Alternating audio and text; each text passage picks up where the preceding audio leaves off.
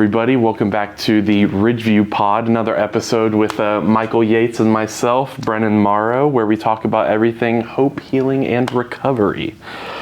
Today, Michael is going to be telling us about this book that he's read, titled Running is My Therapy, Relieve Stress and Anxiety, Fight Depression, Ditch Bad Habits, and Live Happier. Is that right? That's it, by Scott Douglas. Scott Douglas. Yeah. All right, so let's just start simple. What is the book about? Well, let me first give a shout out to colleague and friend, Jimmy Jackson, who is with Professional Care Services in West Tennessee. So he, around the holidays, sent Brian and I a copy of this book, and I quickly jumped in and read it, and it was a great read. And I told Jimmy, we're going to talk about this on one of the future Ridgeview Pod episodes. So this book is, it's chocked full of a lot of information. Some of it's scientific, related to chemicals in the brain, and Scott himself was diagnosed with dysthymia and was looking for different ways of treating that. And these chapters are broken down into a series of different things everything from how running helps people with anxiety, running and antidepressants, running and talk therapy, running and cognitive behavioral therapy, mindfulness, and so forth and so on. So it's some chapters, spoke to me more than others, but yeah, there were, as you can see here, Brennan, I dog-eared several of these pages because they really spoke to me, and that's what I wanted to talk about. Yeah, absolutely. So your friend sent you and Brian a copy of this book, but what led to you deciding to read it? What about it stood out to you? I think because I wouldn't consider myself a runner. I'm more of a old man jogger, but it's always been part of my lifestyle. So I have found activity in general to be very therapeutic. As a result, I quickly was like, oh, this looks like a good read.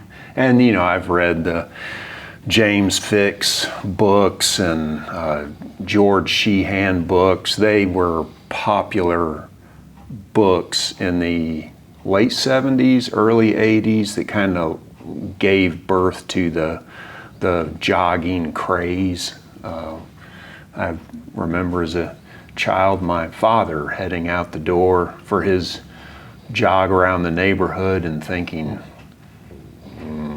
why are you doing that? But I get it now. Mm-hmm. I get it. So what does Douglas say about running? This is a very broad question. What does Douglas say about running and its connection to relieving stress, anxiety, and living a healthier, happier life? Well, lots of things. And it has been a minute since I read this, but a couple just logical things that he addresses are the flow of blood through the body, of course, the more nourishment to the brain. He does get a bit scientific about some activity with neurotransmitters, certainly around a particular protein that is developed as a result of activity, generally speaking, running in particular. So activity promotes greater blood flow, oxygenation throughout the body, which obviously also helps the brain. Yeah. There are a couple of other things related to,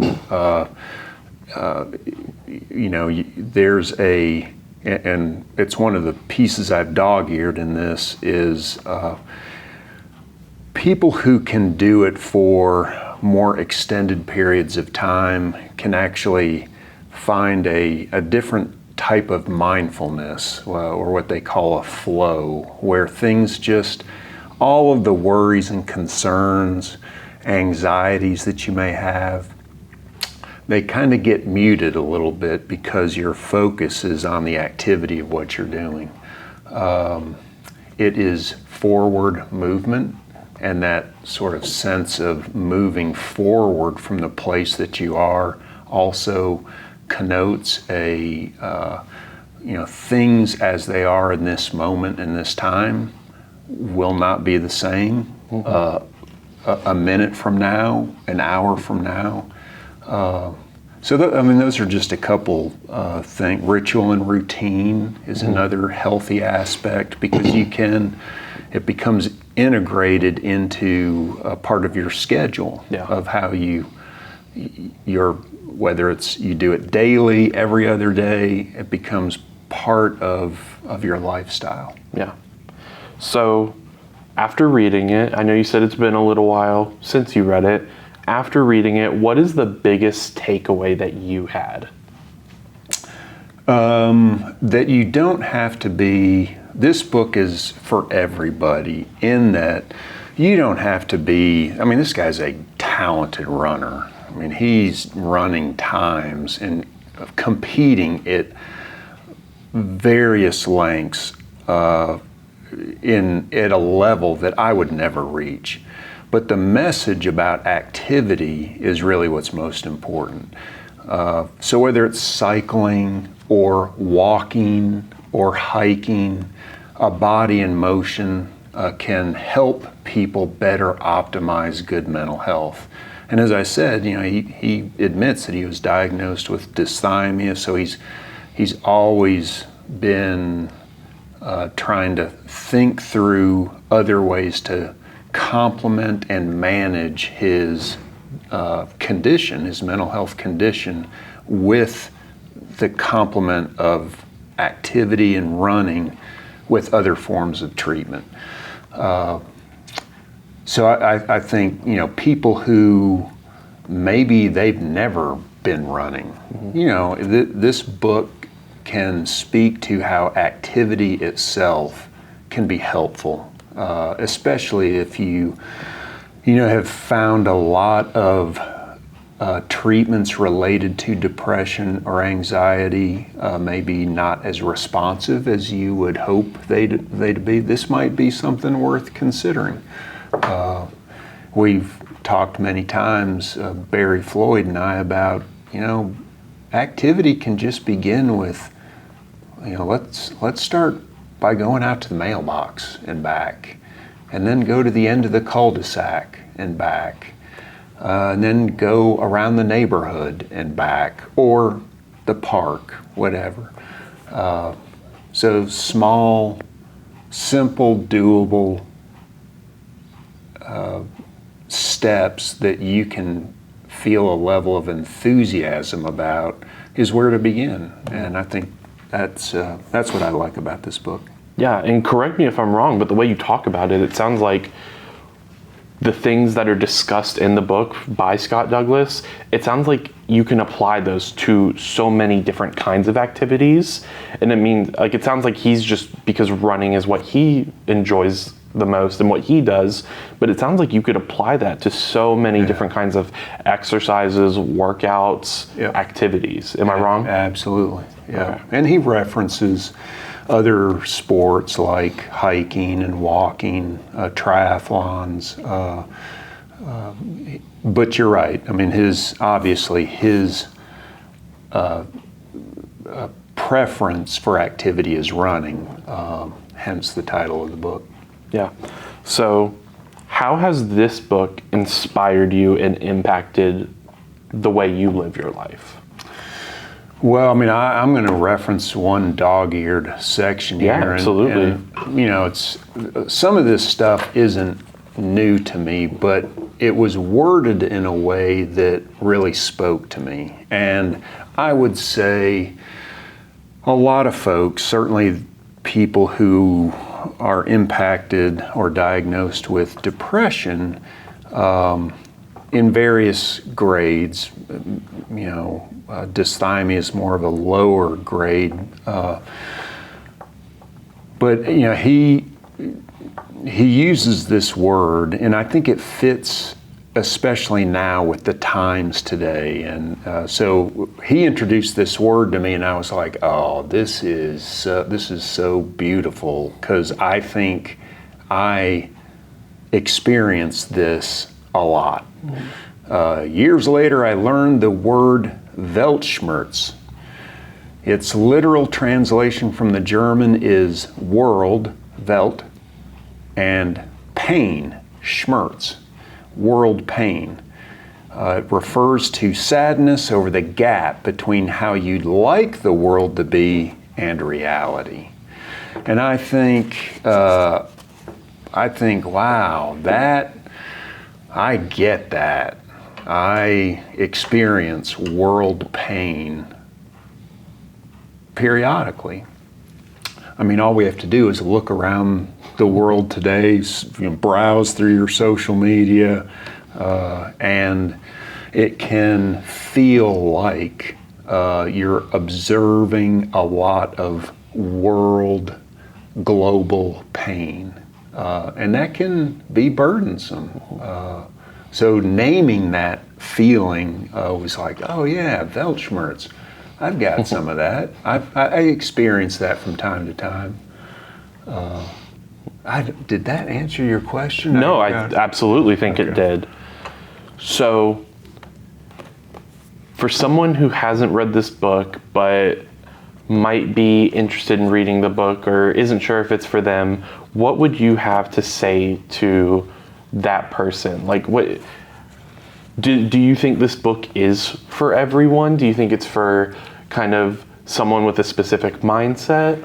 Probably more so for people who are of the mindset that activity, bodily activity, is something that that either they want to do or that they currently do. Activity is not for everybody. I mean, I certainly don't want to think that or imply that everybody has to be active, but I think there's ample research out there that demonstrates if we can help people develop more body active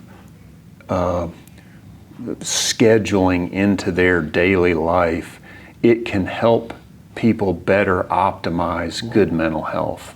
And that's all it is. So should everybody read it? Probably not. But if you're listening to this and you've been thinking, I wonder if I do like to walk, I do like to hike, I think there are definitely chapters in this that could be very interesting to you. Awesome. So, is there anything else you want to mention about the book or talk about that we haven't touched on? Yes. That you want whoever is listening to hear? Yes. One of the things that I loved about this was, this is what happens with activity, especially if you're doing it with other people. The subheading here is Professional on the Run Talk Sessions. So what I love is, especially if you walk together, if you hike together, if you are running or jogging with somebody, if you're cycling with somebody, there's this parallel process that you're kind of on. Mm-hmm. Steve Owens, a colleague of mine who works on the inpatient unit, he and I will ride bikes periodically, and there are periods in that hour and a half, 2 hour ride where nothing is said. And then there are other periods of time where you're kind of riding side by side, chatting about whatever. The experience of the activity lends itself to be in dialogue and conversation with someone else. And you're literally on a parallel process through the apparatus that you're on or the activity that you're doing. And I think there's a lot of therapeutic benefit in that we don't, we're doing it, but we don't really name it as such, and why, when my wife and I walk the dogs or on a parallel process, a parallel journey, and that too lends itself to, you're not talking to someone like this, you're talking to someone like this. And that changes the dynamic a little bit. Absolutely. It opens up opportunities for the conversation to be a little bit different. So that was one thing. No, the way you talk about that in parallel processes, it makes me think of like when me and my dad would take our dog on a walk throughout the neighborhood, especially when he was younger and so energetic. And the conversation, like you said, like the dynamic was different. And the conversation would always feel a little more reflective, I guess is the word that first comes to mind. It was a lot more calm. It felt like a lot deeper, but we weren't actively thinking about it. Like it felt very natural. So I think I see what you're talking about there. And those are like some of my favorite conversations I've ever had with my dad, for example. The parallel process allows there to be this different kind of untangling of, or you said reflection. Yeah, there's something about it that allows you to wonder aloud about either what's troubling you, how your day has gone, maybe things that you're reflecting back on that you maybe should have done differently. Did I do this the right way? Or what you're excited about tomorrow or in the coming week. So that's one cool thing that I've dog-eared. The other was this idea of flow. He also, in runner parlance, it's called being in the zone. It happens to lots of folks, basketball, tennis, where they seem to just be mastering the activity of what's at hand. And there are, I'll be honest, I'll head out the door, 4 times and have 3 or 4 like miserable runs. Why am I doing this? Is this right? But it's for that one. At the end, there's that one. It's that 4th one or the 5th one. It's like, oh yes, this is the zone. This is why I love this stuff.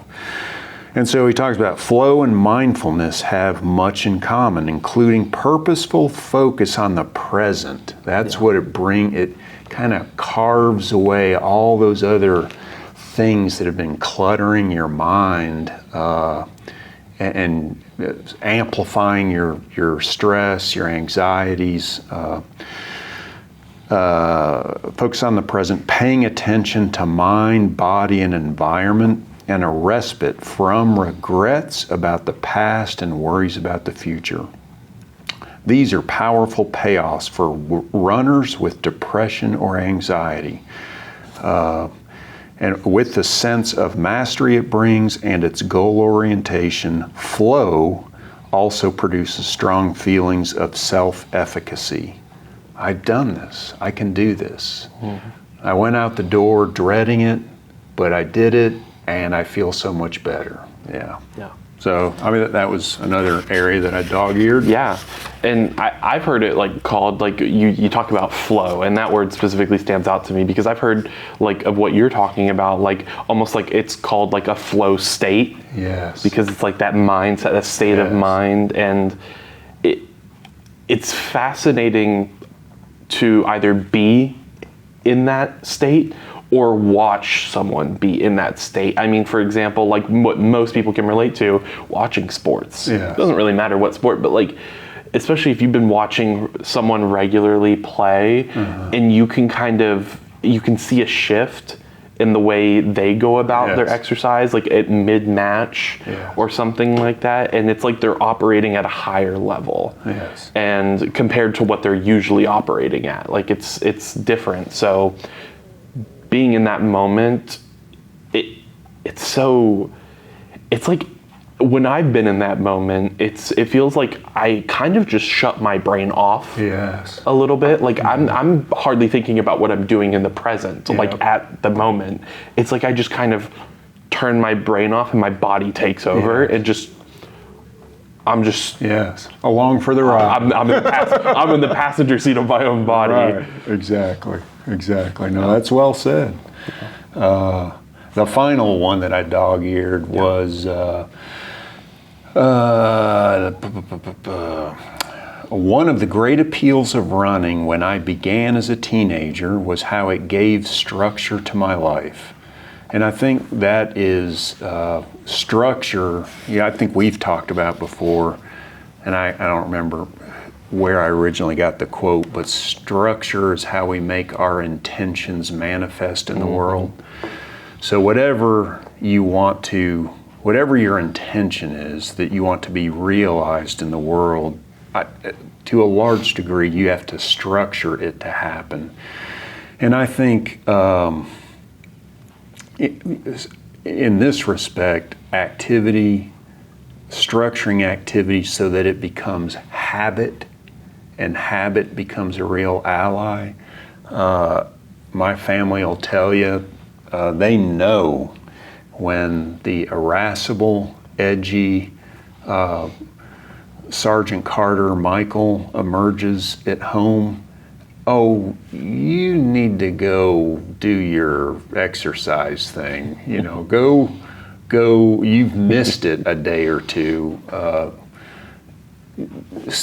Don't forget to schedule that so that you can come back to the homeostasis, regulated self that we prefer. And I think that is one of the beauties of, when maybe you're uncertain as to what the day may bring. If you have the foreknowledge that the structure of the activity will be one of those things that's going to happen today, then you can begin to hang other things on around it. The sense of accomplishment that, well, at least I did one productive thing today. Yeah. And there are days when you have Weltschmerz, when it feels like you have not done anything to contribute to the greater good. Yeah. So, yeah. Well, thank you for talking about Running is My Therapy by Scott Douglas. And thank you for watching along with us, learning about the book. You're sitting here with me learning about it. And thank you, Jimmy Jackson. Thank you, Jimmy Jackson. So if you want to support the work that we're doing here, please like the video and subscribe. I'm getting better about that as my internship ends, which is awesome. And we look forward to seeing you next time. So thank you and have a great day.